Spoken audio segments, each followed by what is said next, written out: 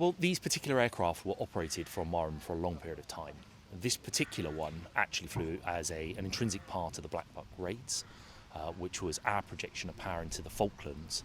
And during that point, it told Argentina that actually we can fly from UK sovereign shores and we can reach you.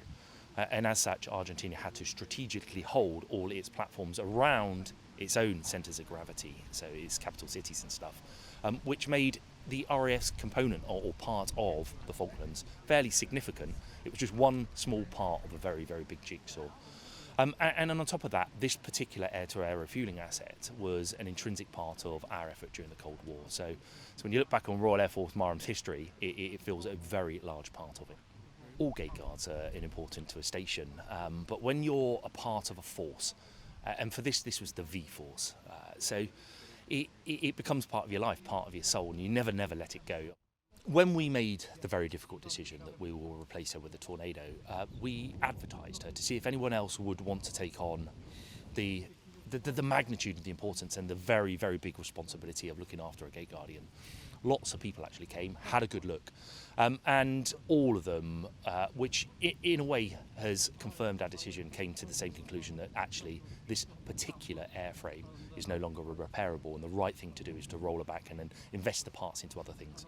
So the process of removal will occur next month, where we're actually bringing in one of our specialist teams from RAF Wittering, who train in removing aircraft, predominantly from runways, to keep our warfighting capability.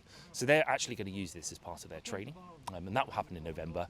And then the Tornado is going to be brought round from the south side of the airfield, kindly resprayed by Serco, so that she's prepared and will be able to stay outside with a special plastic wrap, and that will come on towards the end of the year.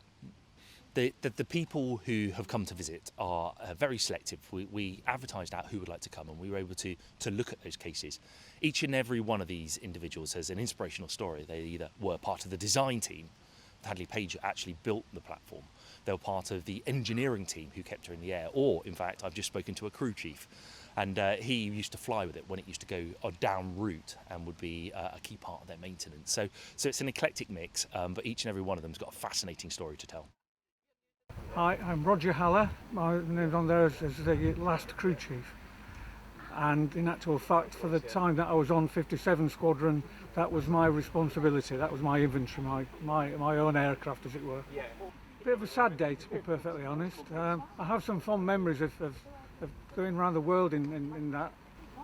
It was a sad day when the squadron disbanded and they decided that they were going to move it here, and to a certain extent I was glad that they picked that particular aircraft, because at least still staying here, travelling through the gate every day, I could drive past it and sort of give it a wink and a smile every time I walked past. So it was heart-rending that it is now going after all this time. I think the Victor was always had second fiddle to the Vulcan. Of the three V-bombers, the Vulcan was the one that everybody sort of aspirated to and liked to see an air show because of its distinctive shape. This one always had second fiddle to the Vulcan, but to be perfectly honest, to me it was futuristic. I mean, on a number of occasions when we went to air shows in America, the response from the Americans was unbelievable. They'd never seen anything like it. You know, there was little kids would come up and say, "Is that from Buck Rogers in the 21st century?" That sort of thing. She was the Rolls Royce of the V Force.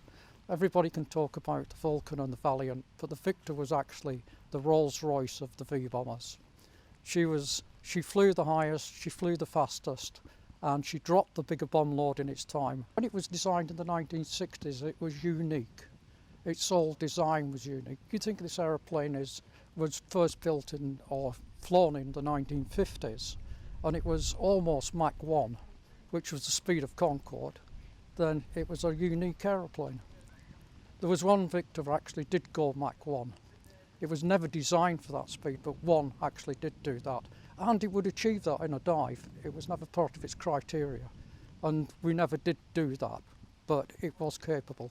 Well, 673 was built in 1960, and uniquely it was originally built as a bomber, a nuclear bomber, and then it was converted to carry the blue steel standoff weapon, and then in the early 70s it was converted to a K2, So it was actually had 3 roles in its life. It's a large aeroplane. It takes a lot of looking after. They were never designed to sit out in all weathers. They were designed to fly and have a maintenance programme. And sadly, there's no maintenance programme, and she's no longer. She's sat there for 25 years. So it's a sad day. The Victor will still be there in shadow. It will still be a shadow.